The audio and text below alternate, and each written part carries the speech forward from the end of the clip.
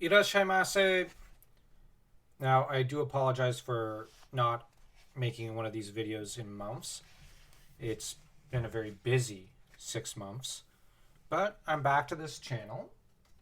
And hopefully I'll be updating once a month. Hopefully. The next few months are going to be pretty busy too. So anyways, you didn't come here to hear that. So let me try to earn your subscription and continue reading this magnificent masterpiece. All in all, the skull, though not easily forgotten, was so demanding to live with that anyone would probably have tired of her. The ever so clever woman with her koto music was guilty of sheer wantonness, and there is every reason too to doubt that the fragile one I just told you about. And so in the end, it is simply impossible to choose one woman over another. That is how it is with them. Each is bound to be trying, one way or another. Where will you find the one who has all the qualities we have been talking about and none of the faults? Set your heart on Kiji Joten herself, with Kiji Joten being a seductively ample goddess of good fortune, possibly of Indian origin. Her image was very common in Buddhist temples, and there are tales of monks falling in love with her, so just as an aside. And you will find her so pious and stuffy, you will still be sorry. They all laughed. Come, the secretary captain urged the aide of ceremonial. You must have a good story. Let us hear it. How could your lordships take an interest in anything that a nobody like me might have to say? But the secretary captain only muttered, Come, come, and kept at him until after due thought he began. I was still a student at the academy when I knew a brilliant woman like the one the chief equerry wanted. You could talk over public affairs with her. Her grasp of how to live life was penetrating. And on any topic, her daunting learning simply left nothing further to add. It all started when I was... Sorry, I had to swallow. Visiting a certain scholar's home to pursue my studies. Having gathered that he had several daughters, I seized a chance to make the one's acquaintance, which he had no sooner discovered than in he came, bearing wine cups and claiming insinuatingly, Hark, while I sing of 2 roads in life. I had no such wish, but I still managed somehow to go on seeing her, in order not to offend him. She was very good to me, even while we lay awake at night. She would pursue my edification or instruct me in matters beneficial to a man in government service, and no note from her was ever marred by a single one of those kana letters, being couched in language of exemplary formality. What with all this, I could not have left her, because it was she who taught me how to piece together broken-backed Chinese poems and such. And for that I remain eternally grateful. As to making her my dear wife, however, a dunce like me could only have been embarrassed to have her witness his bumbling efforts. Your lordships undoubtedly need that sort of conjugal tutelage even less than I did. All this was foolish of me. I agree, and I should have forgone my involvement with her, but sometimes destiny just draws you on.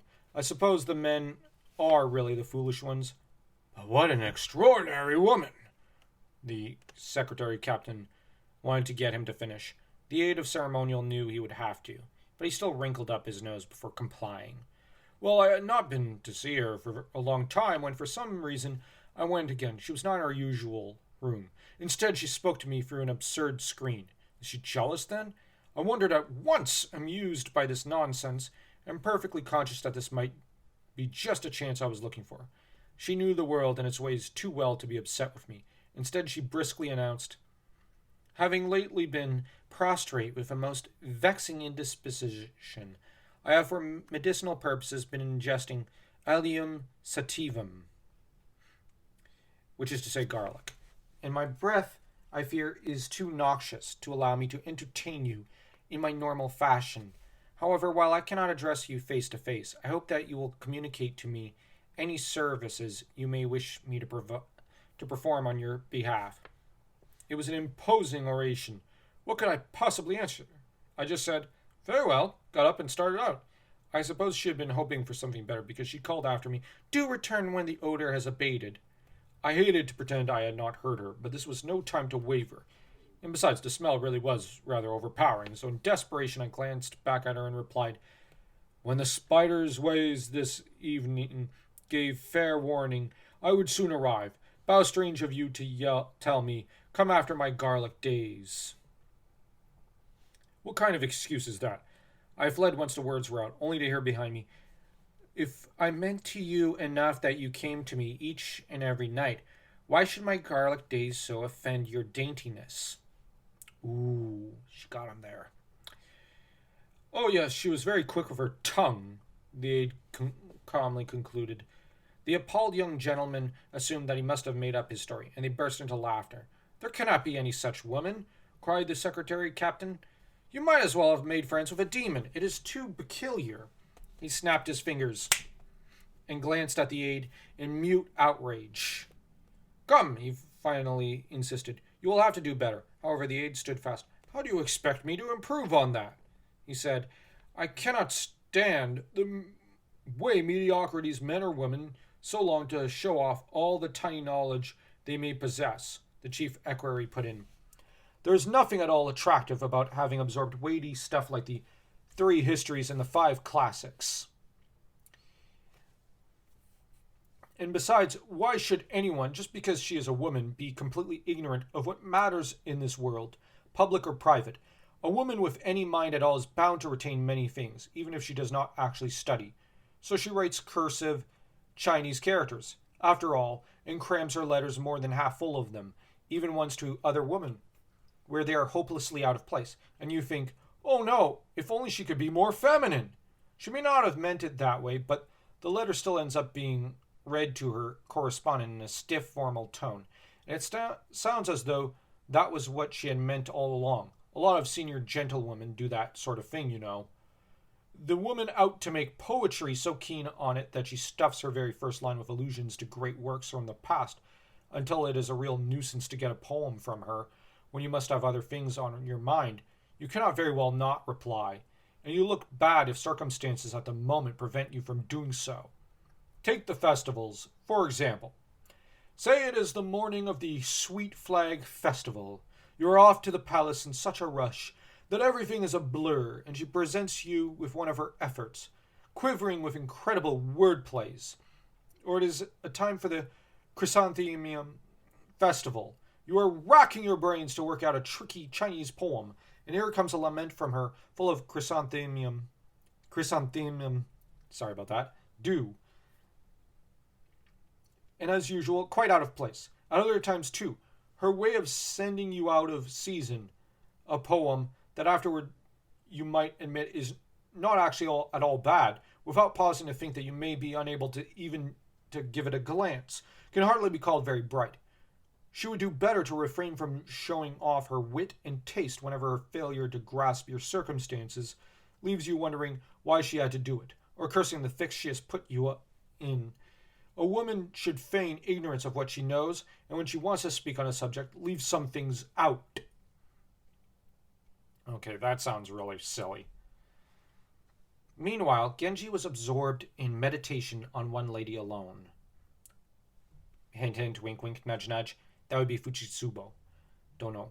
By the standard of this evening's discussion, she had neither too little nor too much of any quality at all. And this thought filled him with wonder and a desperate longing. The debate reached no conclusion and lapsed at last into disjointed gossip that the young men kept up till dawn. The weather today was clear at last. Genji went straight to his excellencies, fearing that so long a seclusion at the palace might have displeased his father-in-law. The look of the place and the manner of the lady there were admirably distinguished, for neither could be faulted in any way, and it seemed to Genji that she should be the ideal wife, singled out as a treasure by his friends the evening before. But in fact, he found such perfection too oppressive and intimidating for comfort. Oh my gosh. Sorry. It's just Aoi no Ue is supposed to be perfect, and yet Genji's just not liking that. Wow. He amused himself chatting with such particularly worthwhile young gentlewomen as Chunagon and Nakatsukasa, who were delighted to see him. Loosely clothed as he was in the heat, His Excellency then appeared and talked with his son-in-law through a standing curtain, since Genji was not presentable while Genji reclined on an armrest, making wry faces and muttering, "Isn't it hot enough for him?" "Hush!" he added when the woman laughed. He was the picture of carefree ease. At dark, a woman remarked to him, "Tonight the mid-god has closed this direction from the palace." "That is right, my lord. This is a direction you would normally shun. But Nijo is in the same direction. How am I to avoid it?" Sorry, I had to swallow. "Besides, I am exhausted." Genji lay down to sleep. "Oh no, my lord, you must not. The governor of Ki, who is in his Excellency's service, lives in a house by the Nagagawa, and the place is nice and cool. He recently diverted the stream through his property." "That should do very well," Genji answered. "I am so tired. I do not care where it is, as long as they will let my ox in through the gate." There must have been many other houses where he could have gone discreetly to avoid that direction, but having only just arrived at his father's-in-law's after a long absence, he did not wish to seek another lady's company in order to do so. Ki bowed to Genji's command, but he groaned as he withdrew. "A difficulty at the EO deputy's house has obliged all his women to move in with me," he said, "and my little place is so crowded that I am afraid he may suffer from some affront to his dignity." Genji heard him. "I shall be much happier to have them near me. I would be afraid to spend the night away from home without women. Just put me behind their standing curtain." "That is right. I expect his house will do beautifully," a gentlewoman chimed in, and a runner was sent to announce Genji's arrival. Genji hurried off so secretly to so purposely discreet a destination that he kept his departure from his father-in-law, and took with him only his closest companions. "This is so sudden," Ki's household complained, but Genji's entourage ignored them. His men had the eastern aisle of the main house swept, aired, and made ready as well as they could. The stream was very prettily done in its way. There was a brushwood fence, as in the country, and the garden was carefully planted. The breeze was cool, insects were singing here and there, and fireflies were flitting in all directions. The place was delightful. Genji's companions sat drinking wine and peering down at the stream that emerged from beneath the bridgeway. While his host went darting about in search of refreshments, Genji relaxed and gazed out into the night. Remembering what he had heard the evening before about the middle class of women, and reflecting that this must be the kind of place where such women lived. He had noted a rumor that the young woman here was proud, and he was sufficiently curious about her to listen until he detected telltale sounds to the west, the rustling of silks, and the pleasant voices of young women. Yes, he caught stifled laughter that sounded somehow self-conscious. Their lattice shutters had been up, but when Ki disapprovingly lowered them, Genji stole to where lamplight streamed through a crack over the sliding panel to see what he could see. The place was delightful. Genji's companion sat drinking wine and peering down at the stream that emerged from beneath the bridgeway, while his host went darting about in search of refreshments. Genji relaxed and gazed out into the night, remembering what he had heard before about the middle class of women and reflecting that this must be the kind of place where such women lived. He had noted a rumor that the young woman here was proud, and he was sufficiently curious about her to listen until he detected telltale sounds to the west, the rustling of silks and pleasant voices of young women. Yes, he caught stifled laughter that sounded somehow self-conscious. Their lattice shutters had been up, but when Ki disapprovingly lowered them, Genji stole to where lamplight streamed through a crack over the sliding panel to see what he could see. There was no gap to give him a view, but he went on listening and realized that they must be gathered nearby in the chamber, because he could hear them whispering to each other, apparently about him. "He is still so young.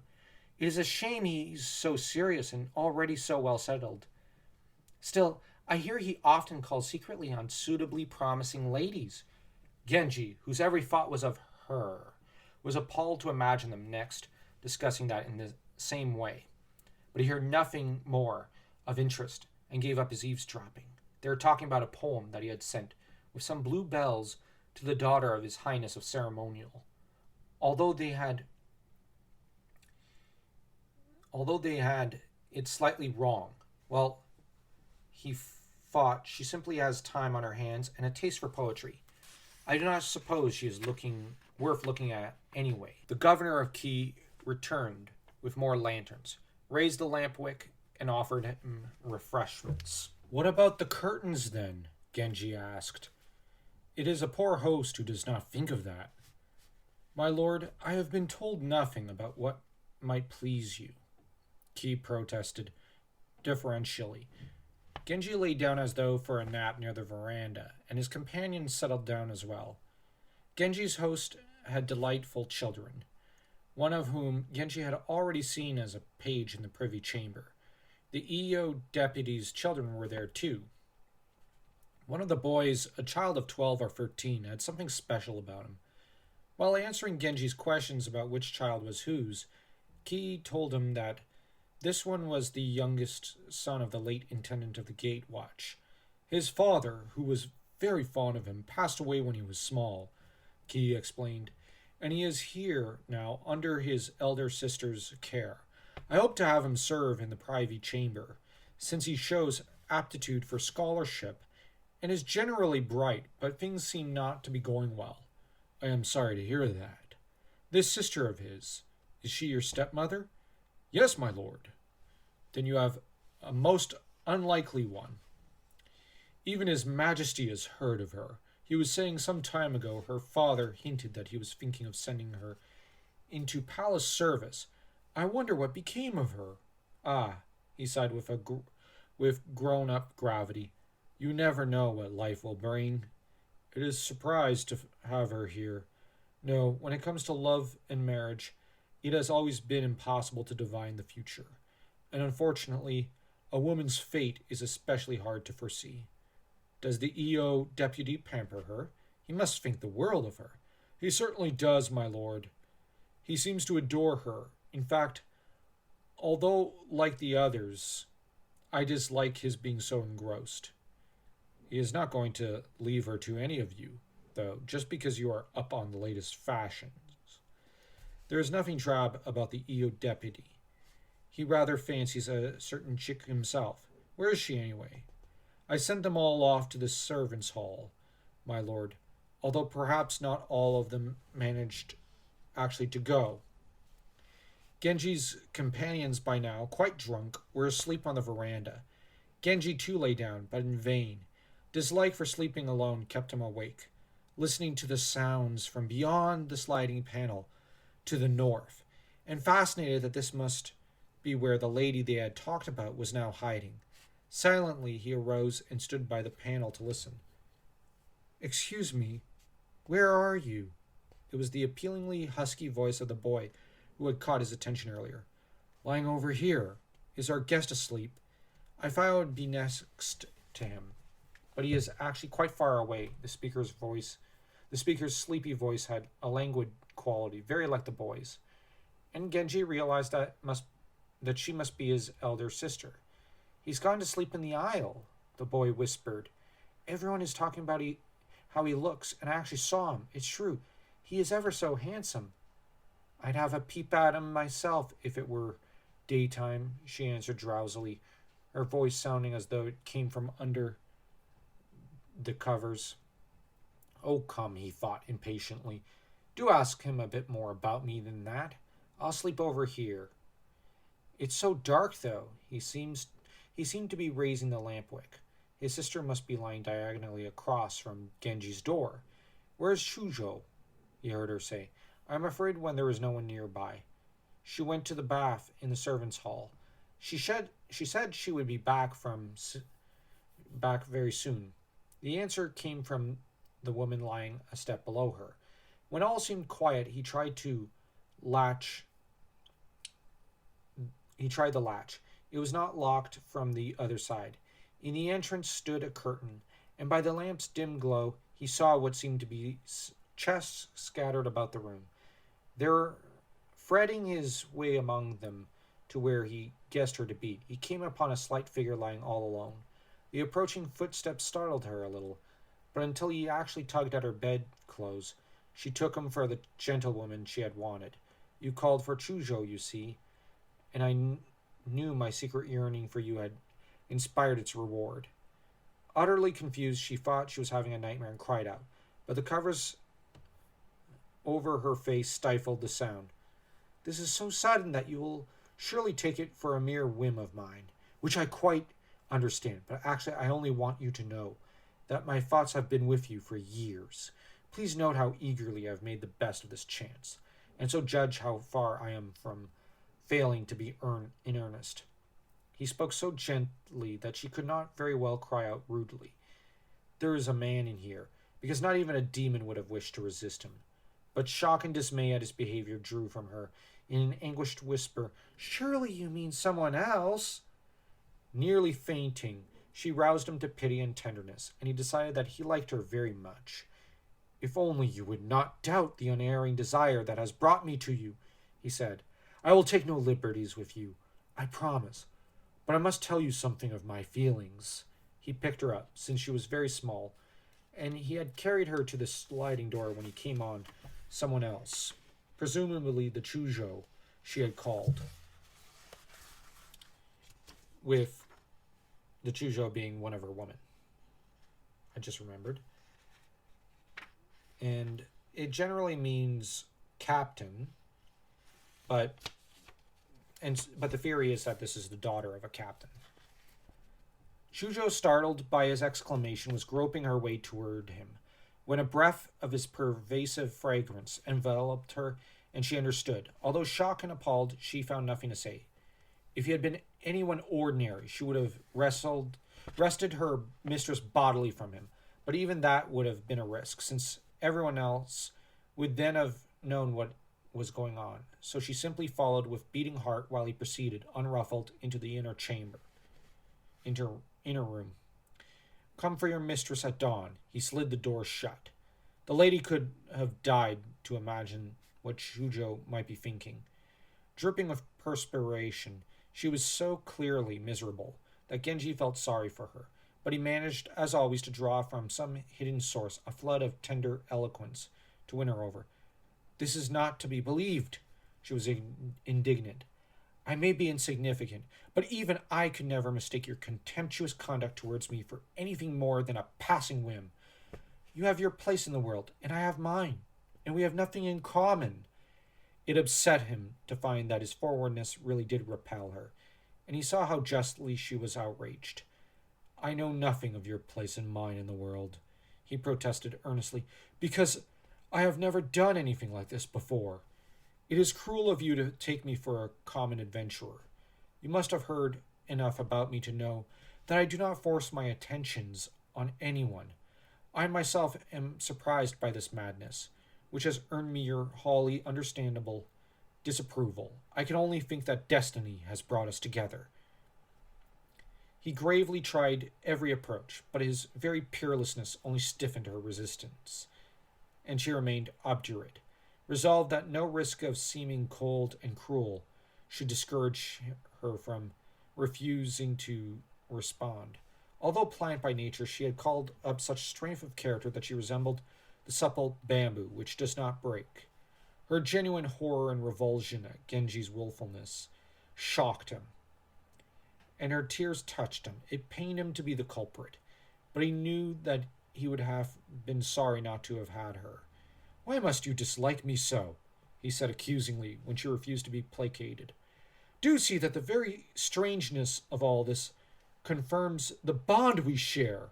I cannot bear your remaining so withdrawn, as though you knew nothing of the ways of the world. If you had shown me such favor when I was as I used to be, before I settled into my present unhappy condition, I might have entertained giddy hopes, and consoled myself with visions of the day when you would think well of me after all. but the very idea of a night with you, when there can be no more, troubles me greatly. No, you must forget that this ever happened." No wonder she felt as she did. He undoubtedly did his best to comfort her, and to convince her that her fears were misplaced. A cock crowed, and the household began to stir. "How long we have slept!" a voice exclaimed from among Genji's men, and another, "Advance his lordship's carriage!" The governor appeared too, and one of the women protested. "He is only here to avoid a taboo. There is no reason why he should hurry off again in the middle of the night." Genji suffered to think that such a chance might never come again, that he could hardly visit the house on purpose, and that even correspondence with her was probably out of the question. She was so upset when Genji came in that he let her go, but then he drew her to him again. "How can I keep in touch with you? Both your unheard of hostility and my feeling for you will leave vivid memories and be a wonder forever." His tears only gave him a new grace. Cocks were crowing insistently. He said in despair, "Dawn may well have come, but when I could still complain of your cruelty, must a cock crow me awake before I have all I wish?" Mortified by the gulf between them, since she was who she was, she remained unmoved by his attentions. Instead, her thoughts went to the far province of Iyo, and to the husband whom she usually dismissed with such loathing and contempt, and she trembled lest he glimpse this scene in a dream. She answered, "Now that dawn at last has broken on the misery that I still bewail, the cock himself lifts his voice to spread my lament abroad." It was quite light by now, and Genji saw her to the door of the room. He kept it shut as he said goodbye, because the house was alive with movement within and without, and he grieved that it should be about to part them, as he supposed forever. Then he slipped on his dress cloak, and gazed out south across the railing. To the west, shutters went up with a clatter. Women must have been stealing a look at him. No doubt the more susceptible were thrilled by his dim form, visible over the low screen that divided their stretch of veranda from his. The moon still lingered on high, clear despite the pallor of its light, turning dull shadows to a lovely dawn. To one viewer, the vacant sky intimated romance, while to the other it suggested aloof indifference. He was heartsick to think that he could not even get a note to her, and as he left, he looked back again and again. At home once more, he still could not sleep. What tormented him even more than being unable to see her again was the thought of her own feelings. Not that there was anything remarkable about her, but as he knew, she nicely represented the middle grade they had discussed, with all its appeal, and he understood how truly the man of broad experience had spoken. These days he spent all his time at his excellency's, forever anxious about her feelings in the absence of any message from him. He called the governor of Key and said, "Would you give me that boy I saw the other day, the late intendant's son? He appealed to me, and I should take him into my personal service. I shall present him to his majesty myself. You do him and us too great an honor, my lord. I shall convey your request to his elder sister. Has she given you any brothers or sisters?" Genji managed to ask with beating heart. "No, my lord. It is 2 years now since she joined our family, but I gathered that she regrets not having done as her father wished, and that she dislikes her present condition." "What a shame! People speak well of her. Is it true that she is pretty?" "I expect so, my lord. She keeps me at such a distance that I am no closer to her than a stepson should be." 5 or 6 days later, Ki brought Genji his young brother-in-law. The boy was not strikingly handsome, but he had grace, and his distinction was plain. Genji called him in for a very friendly talk. The boy was thoroughly pleased and impressed in his childish way. He answered pointed questions about his sister as well as he could, until his daunting composure made it difficult for Genji to go on. Still, Genji managed cleverly to convey his desire. The boy was surprised when Genji's point dawned on him at last, but he was too young to understand very well what it implied, and his arrival with Genji's letter brought tears of vexation to his sister's eyes.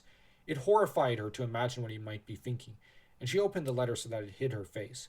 It was very long. "Even as I mourn, not knowing whether that dream means another night, Endless time seems to go by while my eyelids never close. At night I cannot sleep. His writing was so extraordinarily beautiful that her eyes misted over, and she lay down to ponder the strange destiny that had broken in upon her otherwise dreary life. When Genji's summons reached her little brother the next day, he let her know he was going and asked for her answer. Tell him there was no one here to receive such a letter. He only laughed. How can I say that? He made himself perfectly clear. She gathered that Genji had told him everything, and she recoiled. I'll thank you not to be impertinent. Then just don't go. He went anyways, though, saying, he wants me. I cannot just ignore him. Key liked women too much not to think his stepmother's marriage a great shame, and he was always eager to please her, which is why he made much of her little brother and took him about everywhere. Genji called the boy in. I waited for you all day yesterday. Getting on with me seems to mean nothing to you. The boy reddened. Well, where is it? The boy explained what had happened. It is really hopeless, isn't it? Genji said. She is impossible. He handed him yet another letter. You may not realize this, he went on, but I was seeing her long before that old man, the EO deputy. She probably thought me too spinely then to lean on, so she found herself a man of real substance to look after her. And now she is making a fool of me. Be a son to me, though. That fine husband of hers will not last much longer. It amused him to see the boy so gravely credulous and impressed. He kept her brother with him all the time and took him even to the palace. He had those in charge of his wardrobe make clothes for him, and the boy really did treat him like a father. There was always a note for him to deliver. However, she worried that he was much too young, and that if unfortunately he lost one, she might find added to her present woes a light reputation unbecoming to someone in her position, and she therefore kept her answers formal, reflecting that what constitutes good fortune depends, after all, on where one stands in the world. Not that she failed to recall his figure and manner, extraordinary as these had been that one time when she had made him out through the gloom, but she concluded that nothing could come of her seeking to please him. Genji thought of her endlessly, with mingled consternation and longing. He could not keep from dwelling on how much her distress had affected him. He might risk slipping in to see her, but with so many people in the house, his misbehavior would be discovered, and that, he saw with alarm, would be disastrous for her. While he was spending day after day at the palace, as always, a directional taboo favored him once more. Feigning an impromptu departure for his excellencies, he turned off on the way there toward the house of the governor of Key. The surprised Key took his visit for a gratifying tribute to the stream that he had diverted through his garden. Genji had brought her little brother into the plot that afternoon. In the evening, he immediately called for him again, since he had him at his beck and call, day and night. The boy's sister had heard from him as well. She did not underestimate the interest that his scheme revealed, but she still had no wish recklessly to yield him her whole modest person, or to add new troubles to those already heaped upon her by their first dreamlike encounter. No, decidedly she would not fall in with his machinations and receive him, and so as soon as Genji called her little brother away, she announced that she disliked being so near where he was staying, and that anyway she was feeling unwell. I shall move further off for a quiet massage, she said, and she went on to hide in Chuzhou's room along the bridgeway. Genji, whose plans were laid, had his entourage retire early and sent her a note, but her brother could not find her. Only after hunting high and low did he go down the bridgeway and come across her at last. He'll think I'm no use at all, the boy cried, nearly weeping with anger and frustration. I will not have you take this awful attitude, she scolded him. They say a child should never carry such messages. Tell him that I am not feeling well, and that I have kept my woman with me for a massage. Everyone will be wondering what you are doing here. In her heart of hearts, though, she felt that she might receive Genji gladly, however seldom, if only she were not now settled for life, but were still at home, where the memory of her late parents and of their ambitions for her lived on. Despite her resolve, she suffered acutely to think that he must find her adamant rejection outrageously impertinent. However, it was too late now for such thoughts, and she made up her mind to remain stubbornly unresponsive to the end. Genji lay waiting, eager to find out what her little brother might devise, and at the same time nervous about his being so young. When he learnt that there was no hope, her astonishing obduracy made him so detest his own existence that his distress was painfully obvious. For some time he was silent, and only heaved great sighs. He was very hurt. I, who never knew what it was the broom tree meant, now wonder to find the road to Sonohara led me so far from my way. I have nothing to say, he wrote at last. She too was still awake, and she answered, stricken with regret to have it known she was born in a humble home. The broom tree you briefly glimpsed fades and is soon lost to view. She did not like to have her brother roaming about like this, too upset over Genji's annoyance to sleep, because she was afraid that he might arouse suspicion. Genji's men slept soundly as usual, while he alone gave himself over to vain, outraged ruminations. It infuriated him that her amazing resistance, far from disappearing, had instead risen to this pitch, and he was beside himself with outrage and injury, although he also knew perfectly well what that strength of character was what had attracted him to her in the first place. So be it, he told himself, but he remained so unconvinced that he was soon saying, all right, then take me to where she is hiding. She has shut herself up in a little room and has several women with her. I wouldn't dare, her brother replied desperately, wishing he could do better. Very well then, you at least shall not leave me. Genji had the boy lie down with him.